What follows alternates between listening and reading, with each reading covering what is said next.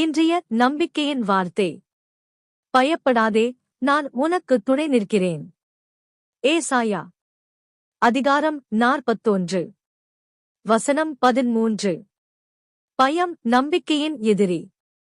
இது வெற்றிக்கான மிக முக்கிய தடைகளில் ஒன்றாகும்.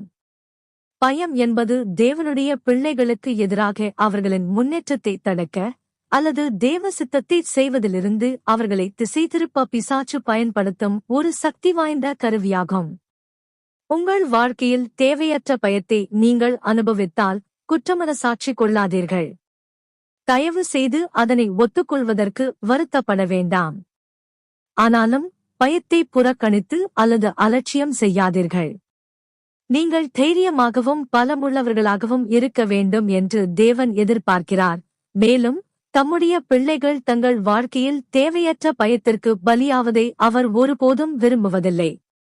யோசுவா இஸ்ரேலின் 12 புருஷரை கானானுக்கு அனுப்பியபோது அவர்களில் 10 பேர் பயத்தால் பாதிக்கப்பட்டவர்களாக திரும்பி வந்தனர். அவர்களின் விரும்பத்தகாத கதைகள் ஜனங்கள் மத்தியில் அச்சத்தை உண்டாக்கி தேவ நோக்கத்திற்கு எதிராக அவர்களை கலகம் செய்ய தூண்டியது. அவர்கள் தேவனை சந்தேகப்பட ஆரம்பித்தார்கள். அதனால் கானானுக்குள் நுழைவதற்கான அழகான வாய்ப்பை அவர்கள் இழந்தனர். உடனடியாக சிகிச்சை அளிக்கப்படாவிட்டால் பயம் உயிருக்கு ஆபத்தானதாய் முடியும். தேவனுடைய கிருபை, பெலன் மற்றும் அன்பை பற்றி அறிந்து கொள்வதன் மூலம் உங்கள் ஆத்துமாவை பலப்படுத்துங்கள். நீங்கள் தாக்குதலுக்கு உள்ளாகும் போதெல்லாம் இயேசுவின் நாமத்தில் பயத்தை எதிர்த்து நில்லுங்கள். கிருபைக்காக தேவனை நம்புங்கள். நீங்கள் பயப்படுகிற அதே காரியத்தை செய்ய அல்லது கையாள முயற்சிப்பதன் மூலம் உங்கள் விசுவாசத்தை கிரியையில் கொண்டு வாருங்கள். உங்கள் பயத்தை வெல்ல தேவன் உங்களுக்கு உதவுவார். நீங்கள் முற்றிலும் ஜெயங்கொள்ளுகிறவர்களாய் இருப்பீர்கள்.